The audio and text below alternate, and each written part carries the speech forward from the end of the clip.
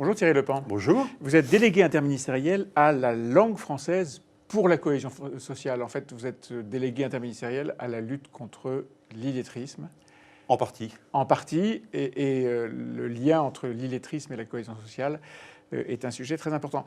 Vous avez dirigé la CGT pendant des années, et au moment où vous êtes parti, au moment où vous avez été nommé à ce poste, beaucoup de mauvais esprits ont dit un fromage.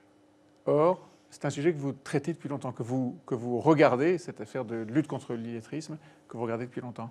Oui, ça fait 26 ans maintenant que j'ai remis mon premier rapport au président de la région de Normandie sur l'illettrisme. Ouais. C'est la première fois dans notre pays qu'il y avait un rapport fait par un conseil économique et social régional sous l'angle justement de la portée régionale des actions sur lesquelles on a dû travailler. Bon, j'ai travaillé pendant plus d'un an et demi avant de remettre ce rapport. Après, j'ai fait un rapport au Conseil d'orientation pour l'emploi sur la question du recul de la part langagière dans le travail, donc en partie sur des questions ayant trait à l'illettrisme. Et puis, j'ai dirigé les plans de formation chez Molinex pendant 22 ans. Et donc, je connais bien ces difficultés donc, pour passion, adapter... une passion intellectuelle et un engagement personnel qui trouve aujourd'hui un moyen d'action. Vous avez publié récemment un livre, Osons vaincre l'illettrisme. Oui.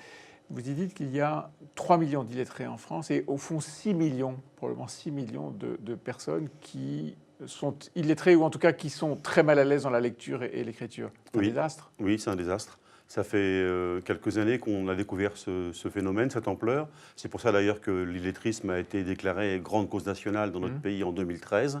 On avance, mais mon avis, c'est qu'on avance trop doucement. Il faut prendre le sujet globalement. Les enquêtes européennes nous disent d'ailleurs qu'on a 20% de Françaises et de Français qui ont du mal à trouver une réponse claire dans un texte simple. C'est dire si nous avons des difficultés pour atteindre ce qu'on appelle le monde de la connaissance. C'est encore plus de 6 millions. C'est plus de 6 millions. Ça vient d'où?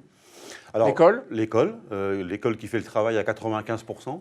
Mais qui fait le travail et qui ne le fait pas plutôt. Elle fait le travail à 95%, puisque 95% des gens qui sortent de l'école savent lire et écrire. Il y en a 5% qui ne savent pas lire et écrire. Et pourtant, ils ont eu un parcours scolaire. Voilà.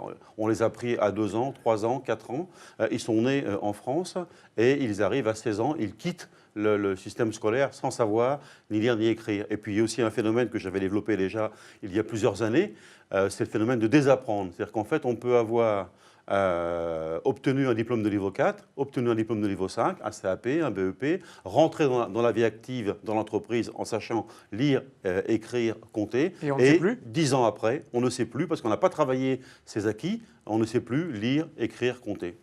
Et donc on se met en partie en marge dans les phénomènes qui expliquent la difficulté à parler, à lire et à comprendre le français. L'immigration, je suppose. Oui, 1,5 million. 1,5 million de personnes qui ne sont pas nées ici, mais qui ont été en partie scolarisées ici.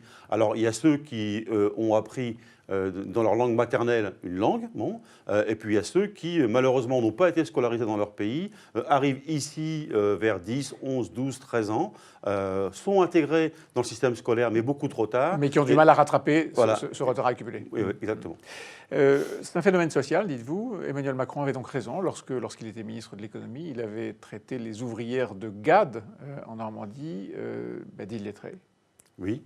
Il avait raison. Oui, il avait raison. Ça a choqué. Ça vous a choqué à l'époque? Non. Ce qui m'a choqué, c'est qu'ils disent illettrés. Parce qu'on ne dit pas à des gens, vous êtes illettrés. On leur dit, vous êtes en situation d'illettrisme. Bon, c'est une façon de contourner le sujet, non? Pas du tout. C'est parce que ces gens-là, justement, quand ils ont été embauchés chez GAD, ils savaient lire et écrire, compter. Quand ils ont passé leur examen d'embauche, ils savaient lire, écrire, compter. Donc ils sont devenus en situation d'illettrisme. Mais j'espère pour elles et pour eux qu'ils n'y resteront pas. Donc on peut réapprendre. Donc ça vous a choqué qu'il emploie ce mot direct, qu'il dise par analogie aveugle et non pas non-voyant ou malvoyant? Oui, mais quand vous êtes non-voyant ou quand vous êtes aveugle, la situation est généralement définitive. Mais quand vous êtes malvoyant, en situation d'illettrisme, on peut être soigné. On peut être soigné. Jean-Michel Blanquer est acharné à essayer de traiter cette question de la lecture, de l'apprentissage. Il dit que ça fait partie des savoirs fondamentaux. Est-ce que vous travaillez avec lui?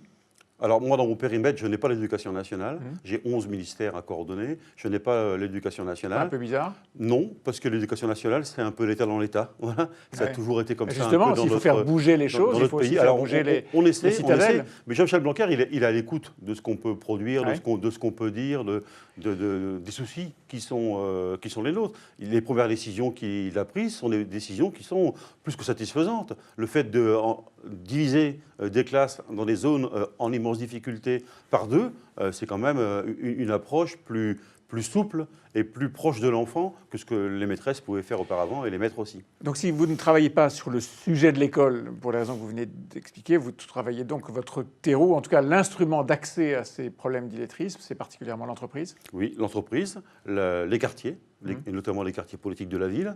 Il y a des communautés dans les quartiers où on parle 89, 90 langues. Voilà. Donc ça veut dire qu'il y a une richesse, il y a une richesse culturelle, il y a une richesse linguistique. Mais cette tour de Babel, elle est un risque pour la compréhension du français. Exactement. Encore faut-il qu'on ait un langage commun. Et le langage commun en France, c'est le français. Vous travaillez avec les entreprises, disiez-vous, les quartiers, les entreprises.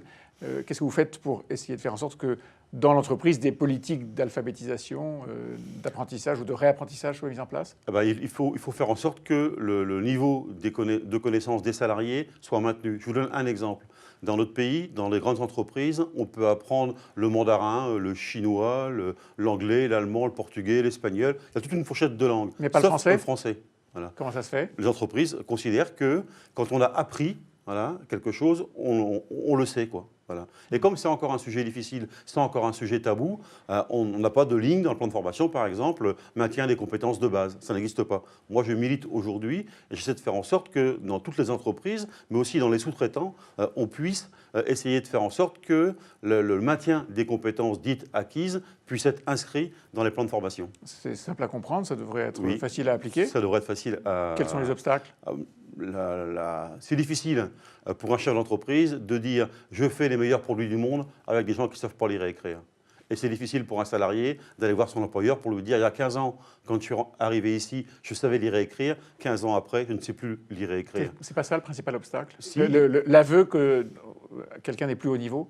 C'est les deux côtés. Voilà. Il faut qu'on puisse se parler dans l'entreprise. Mais pour agir, il faut pouvoir parler de la question. Par exemple, si on inscrivait dans le bilan social de l'entreprise une petite ligne, juste pour dire quelles sont les mesures prises par l'entreprise pour maintenir le niveau de connaissance et de compétence des salariés, on pourrait en discuter. Voilà. Il faut toujours qu'il y ait pratiquement un tiers, parce que les employeurs et les syndicalistes, souvent, ne parlent pas de ces questions-là. C'est des questions extrêmement difficiles. Ça vous arrive de prendre le train ? Oui. Ça vous agace pas ce qui se passe en ce moment ? Je ne peux pas m'exprimer sur le... Si, vous êtes client, à la SNCF on dit usager. Dans vos anciennes fonctions, vous avez animé des grèves, ça ne vous agace pas ? Comme tout le monde, enfin voilà, comme tout le monde. Ouais. Je pense qu'on passe à côté de choses, quoi. C'est-à-dire ? Que le dialogue n'est sans doute pas suffisant aujourd'hui. Eh bien, on verra comment ça évolue. En tout cas, Thierry Lepant, merci beaucoup et bon courage dans votre combat contre l'illettrisme. Merci à vous.